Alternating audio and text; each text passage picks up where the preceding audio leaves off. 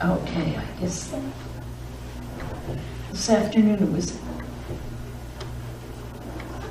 ancient wisdom for today's society, in today's world.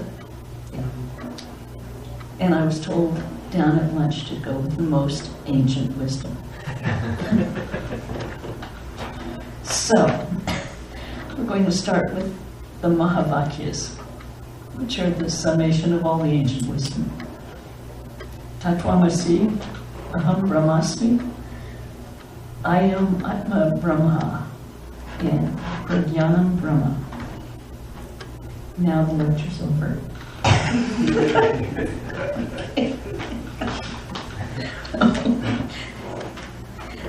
Actually, it could be. We could just sit, like the ancient seers did, and realize it.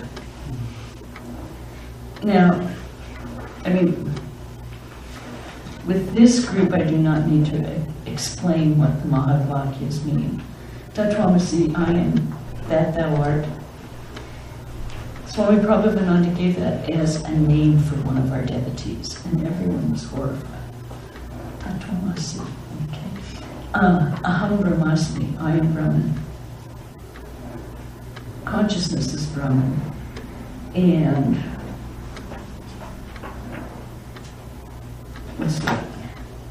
this self is Brahman.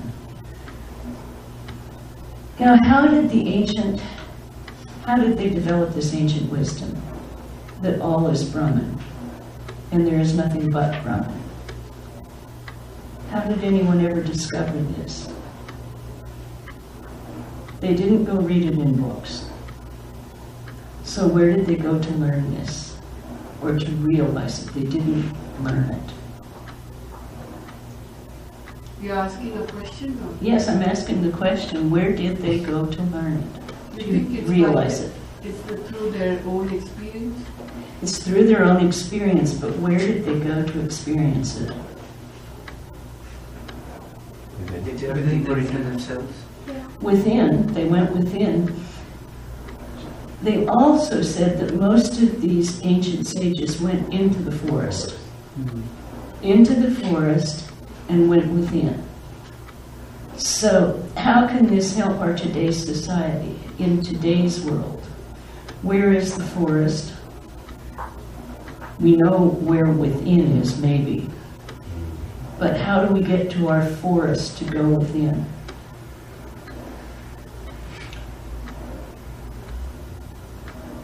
Modern psychologists say that it's very good to go into nature, to take time out, to turn off all the electronics, to disconnect, and go to nature and realize that you're a part of it. Now, we went for a lovely walk in a park today, and it was pretty easy. Because here we are amidst all the trees. We're right next to a busy, busy freeway, it looked like. But you can't even hear it. And we have that everywhere in our society, everywhere in most all of our cities have a place where you can get away and be with nature. And we can take vacations and get away and be with nature. You can go for a walk. In almost all the cases when you read about the Upanishads, the sages also were alone. They weren't in great groups of people sitting and going within. So we all need time for ourselves to go within, not with our family, not with our friends, not with a group of people, but to actually take time out and reflect on what is real and what is eternal. The other day I said I tend to like the tantric version of everything is God rather than nothing is real. And the only difference between, and they don't contradict, Shankara and Tantra do not contradict each other. Tantra just says that Shakti is the power of Brahman, the creative power of Brahman. It is not separate or different. It's the two are, you have Brahman, which is the ultimate reality, but Brahman and its creative power. So the two are exactly the same. Ramakrishna said the same thing. He said that you say not this, not this, not this, until it's this, this, this. And we all hope to get to that point, because that's when you can start enjoying everything in this world. You know, there will be nothing but God. Brahmananda said the same thing. He said, just show me the line of demarcation where matter ends and spirit begins. Very similar to what Einstein said. Einstein said there's actually no solid matter around. It's all energy that is manifesting as matter. So Maharaj, Einstein, one studied science, one studied God. And both reached the same conclusion, pretty much. When we can get to that point of these ancient truths, and it's not just confined to the Upanishads or the Vedas, because all of the ancient truths, in the Christian Bible, where did Abraham go to get the laws of God? He went to the mountaintop and spoke to a burning bush, which was his figurative manifestation of God.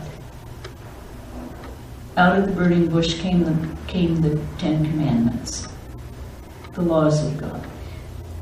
Out of the reflection of the sages of ancient time came the Upanishads, came the realization that God alone is real, or Brahman alone is real. So none of these ancient wisdoms conflict with each other. They're once again completely and absolutely in agreement. They stated in different ways. And we were really lucky because Ramakrishna kept telling us, we all speak different languages. We're not talking about a different idea or a different thing. We're just speaking a different language. In today's world, in the world today, which is going to be interesting for a while, we're going to have to keep remembering that we're just speaking different languages, that we really are ultimately the same. We're all people who want exactly the same things out of life. We have different ideas of how to achieve those, but our goal is basically the same. So it's a good time for us all to put our beliefs in practice. As we were saying earlier today, it's easy to read the scriptures and very, very difficult to live them. But I really and truly believe that we can all live our beliefs if we do it consciously, which is what also the ancient sages of the Upanishads and the Vedas did. They went into the forest, by themselves, or in the case of, I think, is it the Isha Upanishad, where Maitreya, his wife, is one of the ones who gives him the instruction. I'm never sure which one it is. Brihadaranyaka. Thank you. I always need kind of pokes on which one's which. The only one I know extremely well is the Kata, because it was Swamiji's favorite, and I know that. But the others, get them mixed up. I read them. As you have well known, I'm not one on details. But they've all gone into the forest by themselves, taken time out, gone in, sat down, and contemplated, who am I? Why am I here? What's this world about? The basic questions, you know, who am I? Why am I here? How can I find love? How can I be happy? And where do I go when I die? If we can answer those questions, then we have developed a philosophy. We have developed our own individual religion. Ramana Maharshi's whole book was, Who Am I? And he spent his life realizing who he was, that he was God. Now we are told from the very beginning that all is Brahman. Brahman is, and we are all manifestations of Brahman. Brahman is our identity. We just don't recognize it. So our goal is, how do we uncover it? How do we take the dust off the mirror and see it? In today's world, then the ancient philosophy and the ancient wisdom gives us a direction. The entire society today doesn't give us a direction. It tells us, oh, come over here and look at this. No, come over here and look at this. Don't you want to do that? Wouldn't you rather go out today and take a walk in the garden?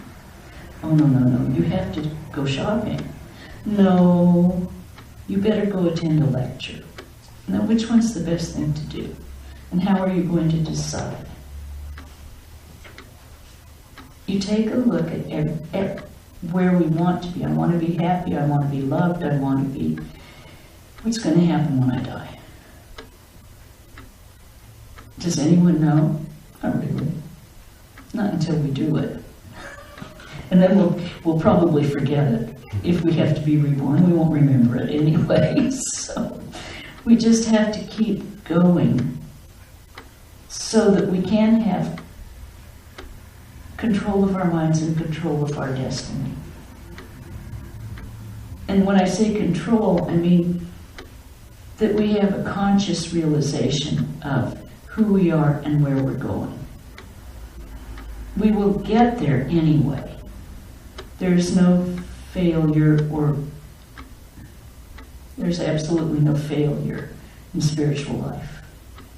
And there's no real going backwards. You're always going forward or upward. We were always told it's like a spiral, and a spiral goes, it looks like you're going down sometimes, but you're always heading up. And you cannot lose anything that you have gained. So we're on a path that has a guaranteed success. So we don't have to worry about the success of our endeavors. But what we want to be is consciously doing it. Consciously knowing that we're going forward towards God. We can unconsciously do it, and we will get there. There is no, that's absolutely guaranteed. But wouldn't you rather enjoy it? Wouldn't you rather know what you're doing and really enjoy the journey, rather than just be riding the train? Actively enjoying what you're doing, actively pursuing, taking the first step forward and knowing that you're going forward. I know I prefer that. I much prefer, yes, I like getting on a train and looking out the window. Then I know I'm going to get there. But wouldn't it be more fun to drive the train? And get to toot the horn when you want to? I mean, we should enjoy our journey to God. And then come to that full realization. See it when we get there. You know, see it. See what's there. Because that is what gives us our joy in life. As soon as you're consciously doing something, you can make small adjustments. You can do things. You can take your own little path. And when I say, Swamiji said, there are that many religions. Each one of us sitting here probably has a similar religion. But only similar, because we all interpret things according to our karma and our samskaras and our progress. So we can talk approximately the same path. But when it comes right down to it, your path, my path, yours is yours and mine is mine. And your guru will tell you how to pursue your path. It's not his path, it's not my path, it's not your neighbor's path. It's your own. He gives you the suggestions, he gives you the direction. He points you in the direction of your path. And then it's up to you to go forward. And as I say, even if you just step on the train and get on, you're going forward as soon as it starts. But as I said, it's much more fun to drive the train. Decide which route you're going to take. Are you going to go by, if you're going to the Pacific Ocean, are you going to go through the Canadian Rockies and see those? Or are you going to go down by the Grand Canyon? Which direction do you want to take? You're all going to end up at the Pacific Ocean if you go west. There's no doubt of that. But which one will you take?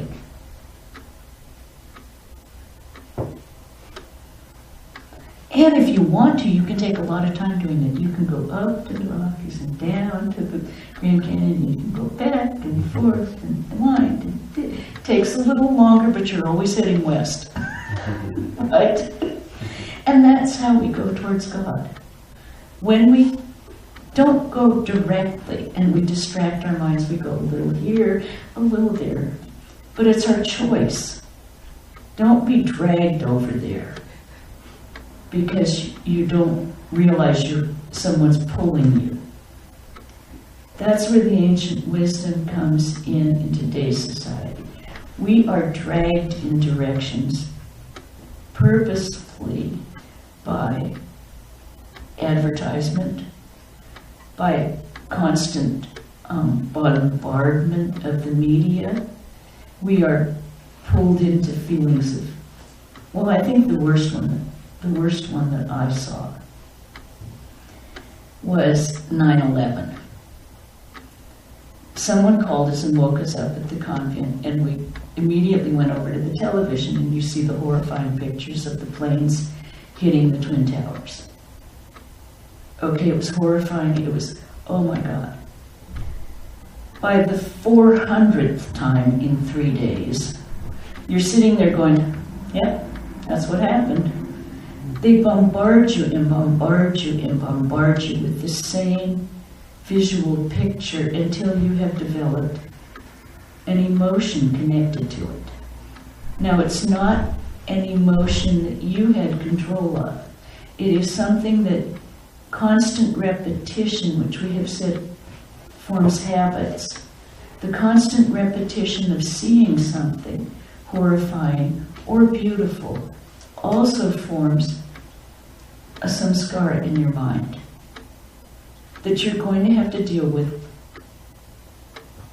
in the future because you've dug a little rut.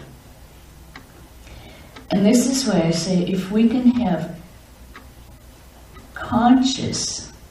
go consciously in the directions and make conscious choices of what we're going to do, then we will not be dragged around by external stimulation. YouTube, lots of good things on YouTube, lots of just plain nonsense. That's really fun to watch, but it does nothing for your character. It just amuses you. The news programs,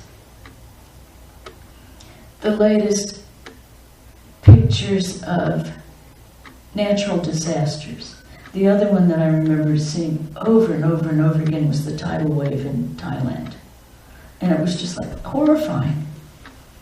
Well, now how many of you are afraid of tidal waves when you go to beaches? One of our nuns said that in her dreams she had always had this horrible nightmare of a tidal wave coming. Well, she saw that on the news and, you know, it was going to come. Because it just plain reinforced her fear from some other area.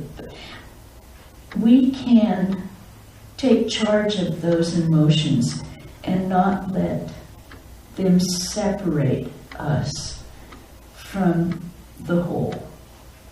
And when I say the whole, I mean all of the things that make us, incite fear in us, make us separate from people. Those are the things that make us unhappy, fearful, distrustful, anxious. All of the negative psychological characteristics that we don't want. None of us want to be afraid when we walk out the door. None of us want to be anxious about what's going to happen tomorrow.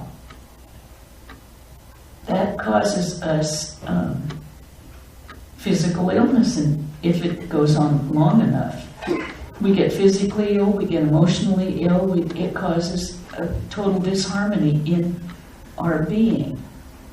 This is not something we want to pursue, because as long as we can have a realization of our own divinity, even a firm belief in it before we realize it, if we are divine and we truly believe that, then what do we have to fear? What can hurt us? What do we have to be anxious about?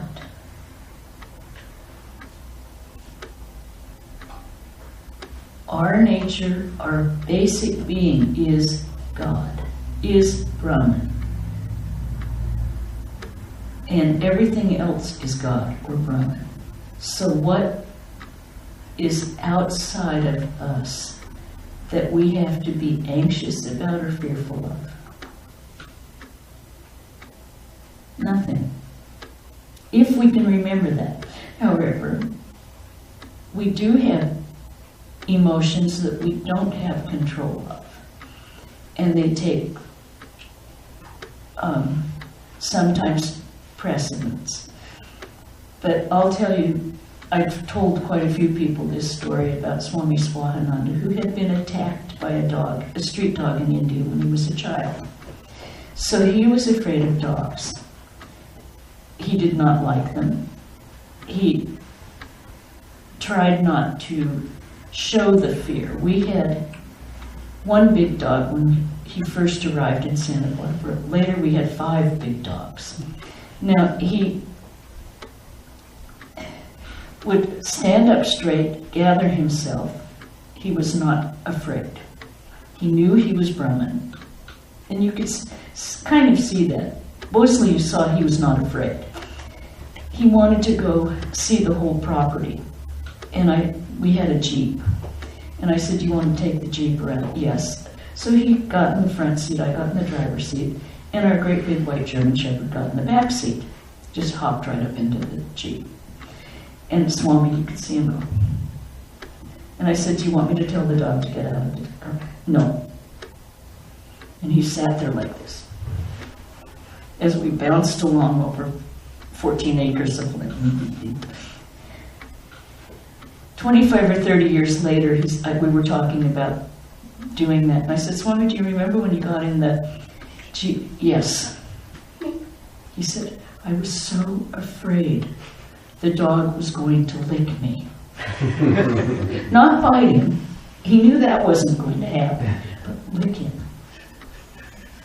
Now, we also, as I say, we got 5 big dogs. And the monastery moved up on the other side of the temple, and you have to come down across the parking lot, past the temple, into the convent garden, and down to the house for lunches and everything. So he would come down, and the 5 dogs were just running around outside, and he just did not like that. So he always had Swami Krishnananda walk with him, just in case the dogs rushed him. But he never gave in to his fear. He never stopped walking down through the property.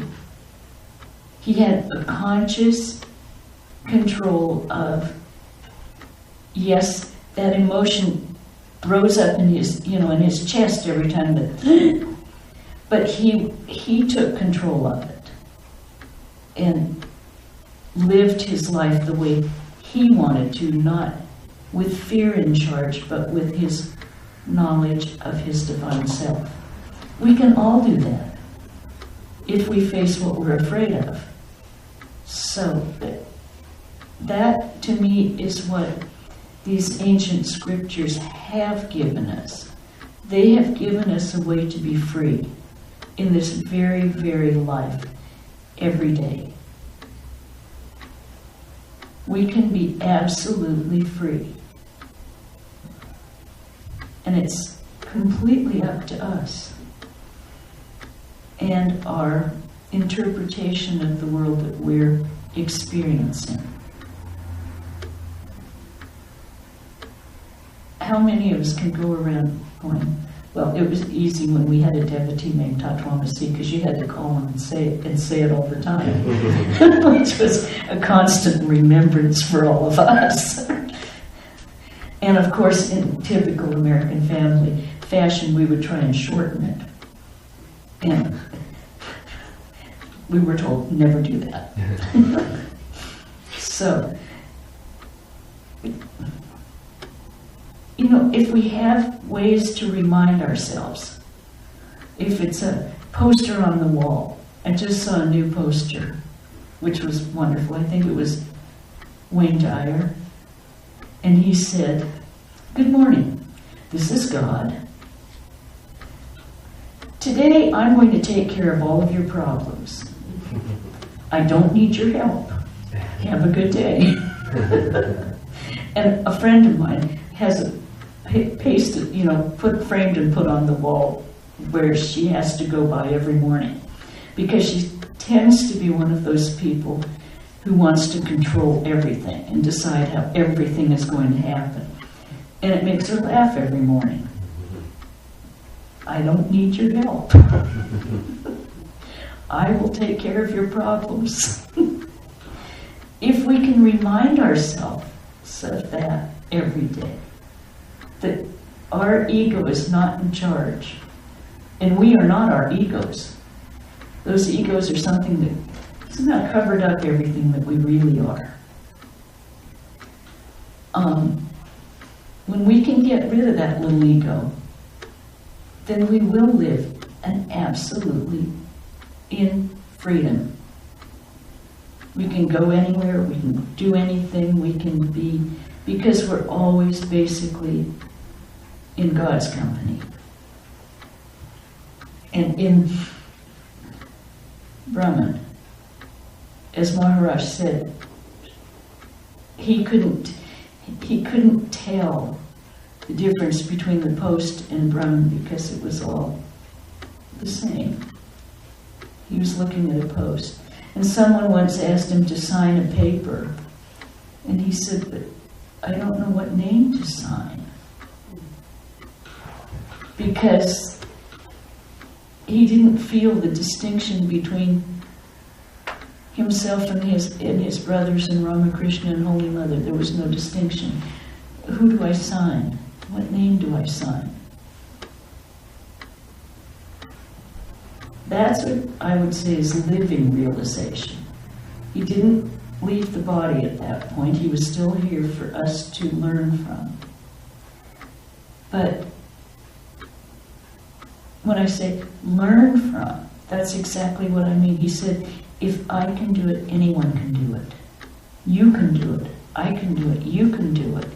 And that's what our purpose is to do it.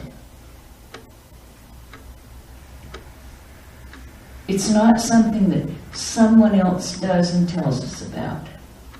It's experience it yourself. Do your job and do all of the things. Put these principles into action in everything you do. Make your choices based on these principles of religion and philosophy, and you will do it. Because as Swami Prabhupada always said, if we all sat down and actually put our full concentration on it, we would have it right now. Right this minute, we would have God realization. Most of us,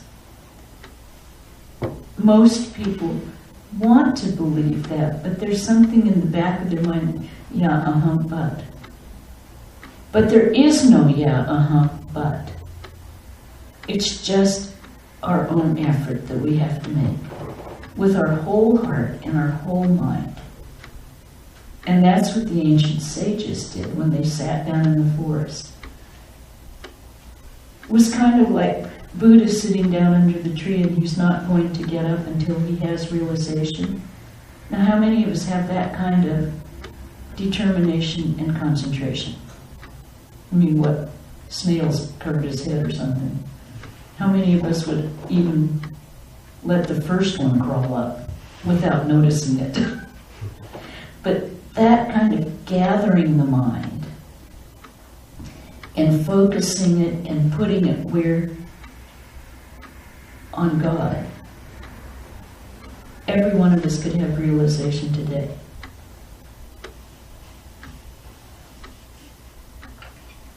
Swami Chaitananda often says something. He says, we all say we want God, and we mean it.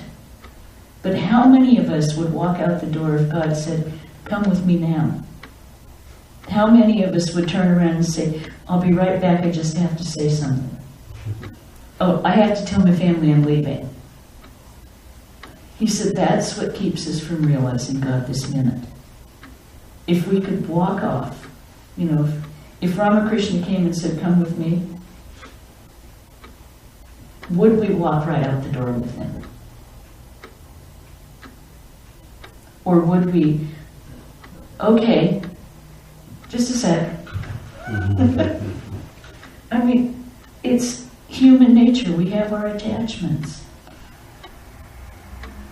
But we have to be philosophical about those attachments. They're not bad. And to be able to attach is to be able to love. To not be able to love means you can't even love God. So don't be indifferent. Indifference is not detachment. You have to be able to attach wholly and detach wholly. Swamiji said, attach in an instant completely and detach in the same instant when you move on. But never be harsh with yourself because you have attachments. It's just a manifestation that you have the ability to love. And you need that. That is God. So we need to develop all of these positive characteristics, the positive aspects. If God is Satchidananda, okay, knowledge, bliss, truth. We tell the truth. We have, when they say knowledge, realization, the realizations Seek the realization, because that's really the only knowledge you have. Everything else is, all of us can read books, and all of us can hear things, but until we realize it for ourselves, it's all up here. I mean, we can, it has to be, excuse me, it has to be part of our very being. And love is a major, love, bliss, that kind of thing. Bliss, joy is a part of our very being. That's why we all want to be happy. Otherwise we would just be, would we care about anything? And we have to care. But, so is ancient wisdom, can we apply it to today's world?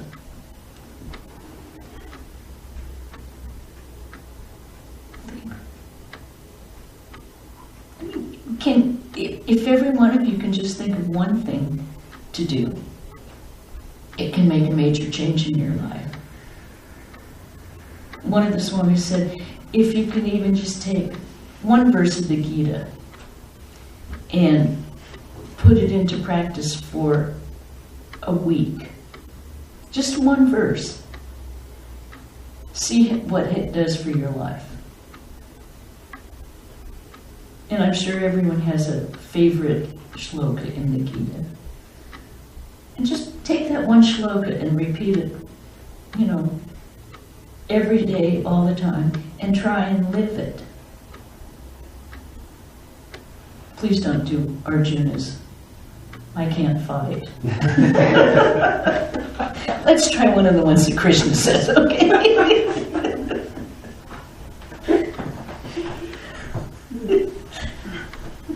We don't want, I can't. But, yeah, he said, if we could do that, if we would do it, but find some practice that you can put into action. Because knowledge without action doesn't accomplish a whole bunch. You have to put into action what you believe.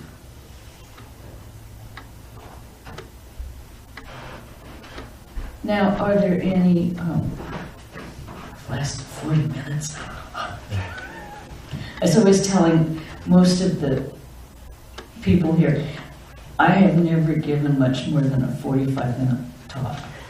So now we have to have questions and answers because I've just run out of steam. Any questions? Any comments? Any things you can think you might want to do? I can look at my notes again. See what happens. Now,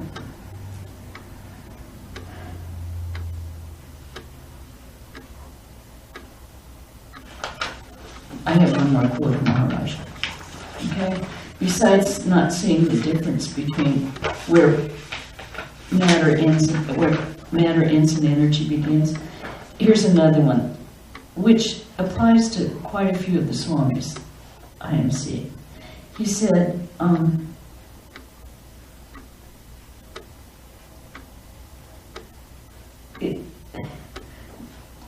I see everything as Brahman, or God playing in so many masks. Thief, murderer, saint, holy man. Now if we can do that also, then we see no difference. If we can see God playing, now Swami Swahananda had a reputation in Southern California of being a sheltering tree that would take everyone who didn't have another place to go. And he did. And he had ultimate patience, no problems. They could be a little hard to be around. He had no problem. They could be really, really odd. and disruptive, no problem. And he once told me, he says, no, he said, everyone comes seeking solace, a safe place, and somewhere where they can be loved. And where else will they have to go if we don't offer that? And I kind of go, but,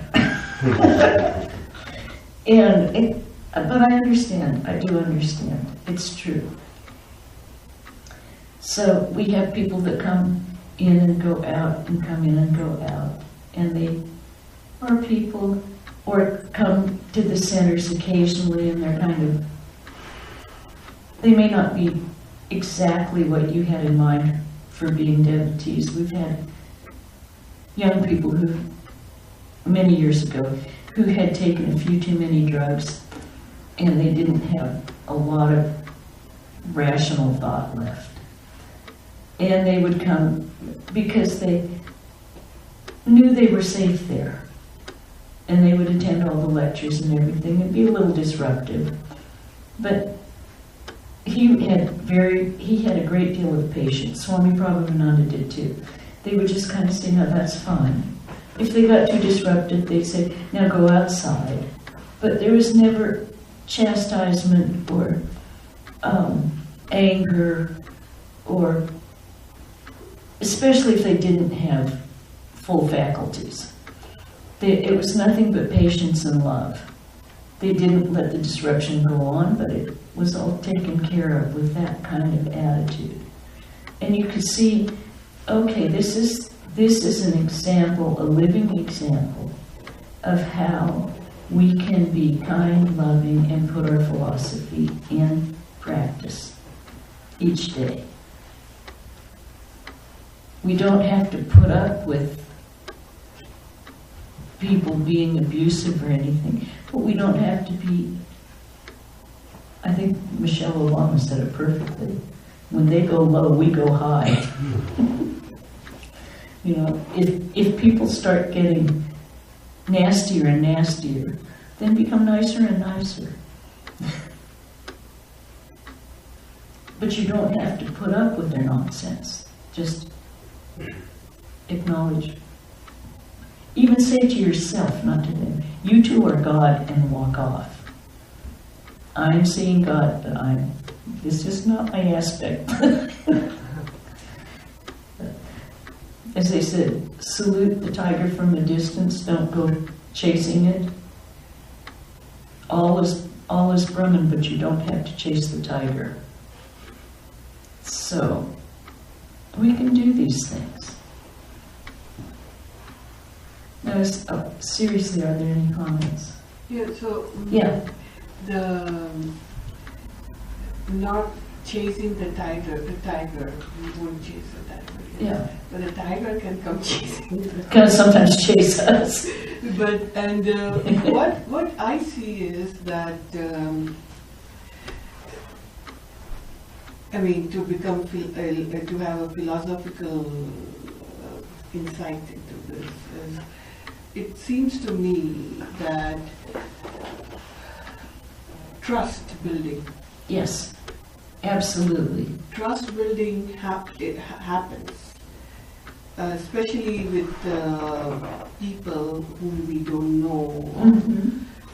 I mean, not on a regular life maybe, but on maybe an organization. It almost seems to me, I'm seeing a pattern, that it happens when you start building real deep trust with a leader or an organizer, is when you see this leader or organizer getting chased by tigers everywhere or whatever, and then this leader rising up at every of these occasions. And suffering within. Yes. But not letting it affect the real decision making. Yes. It seems to me, it's a very difficult process, but that's the maybe the only way I have been through, maybe there are others, where people, after all that process is done, I mean, observers can form real trust, and maybe that's an easier thing, but even those people who were tigers, Yes, they can have a turnaround then. yes they can. And I have not seen an easier way. The easier turnarounds I have seen, even if, in most cases, if it happens, it's temporary. The real difficult issues and it's the change, it seems to me, it's as if the leader has to become a Jesus Christ himself or herself and almost go through martyrdom or something, and then people start praying. I mean, I'm saying a metamorphical way, but... That's true, but each person can do it in their small scope. Yeah, small scope. Small scope. Yeah. And yes, the people who are tigers may change temporarily. But even the fact that they change temporarily means they have seen a way of doing things differently. And as soon as anyone has seen a way of doing things differently, because most of the tigers are not necessarily, especially if they're human tigers, they are basically human beings. And they do not want to be, in their heart of hearts, disliked by everyone else or feared by everyone else. They basically want people to accept them as they are and love them. And when they're tigers, it's very difficult to do that, because mostly you just want to say, stay over there and I'll give you some food once in a while, but please stay over there. But if we can continue to acknowledge them as human beings, mostly they will come around, because that's really what they want. They want love just as much as everyone else does. And they haven't got the right way to express it or acknowledge to themselves even that that's what they want. I've noticed with young children, when I was teaching school too, some children feel so neglected or unrecognized that they will do anything to get attention. Absolutely anything. And they don't mind behaving badly and getting negative attention, being scolded all the time, because it is attention and it's acknowledging that they're there. Now, even with the bad behavior, if you can find something to give positive attention and positive recognition, they get tired of doing the negative stuff, because once they start getting the feeling that, yes, you love them no matter what, and they don't need to do that, break things or destroy things to get your attention, then their behavior changes too. And it's the same with, it's the same with all animals. We used to have a friend who was an animal trainer for movies, and he said, no, you can train all of them with positive reinforcement. That's the only way you can get people, animals or people, to behave nicely, is positive reinforcement. Keep reinforcing exactly the behavior that you want. So if someone's very, very kind, acknowledge it immediately. Acknowledge it. That was such a good thing you did. I really admire that. How did you think of that? Because what you're really saying is, you have exemplified God in action, which would be way more than anyone would want to hear. You know, they would just as soon hear, good job. You did a really good job there. Or something, but any kind of a positive reinforcement, acknowledging the good behaviors. So even if someone tries to hurt, say me, in this, I'm just giving an example, it's not about me, but it's easier. Then one can, if I still behave well, Yes, and have the positive action, not say everything is good what the other person did, but no, but, yeah. and don't pretend it's good. Yeah, Just don't do that. acknowledge the good things. Yeah, at some point, it will strike the person that there's no use in going on the That's right. negative. One of our monks was mugged and beaten up quite a few years ago down in Hollywood, coming home late at night. And this person wanted money and was actually beating him up. And he kept saying to the man who was beating him up, brother, I love you, I don't have any money, you can have whatever I have. He had like $2 in his wallet. Brother, I love you. And the man stopped. You know, I mean, he beat him up he didn't stop hitting him immediately. And then look at what Swami Trigunatita did. Swami Trigunatitananda, when he was lecturing in the San Francisco temple, one of his, I don't know if it was a disciple, but someone he knew well, came up and threw a bomb. And he said, how is he? I forgive him. And how is he? Those were the first words out of his mouth.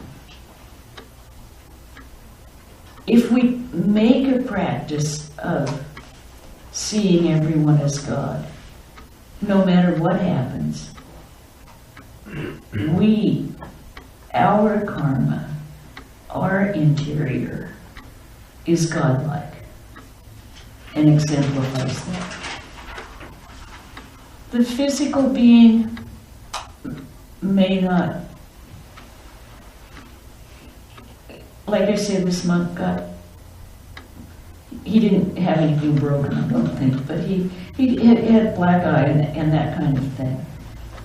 But he didn't feel it was the same as that story in the gospel where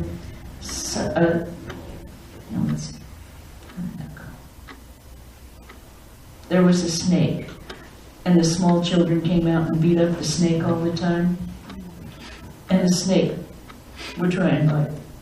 The snake got a guru, and the guru said, stop terrorizing the children. So the children came out and they threw the snake around and broke all of his bones. And his guru came back and said, what happened? And he said, oh,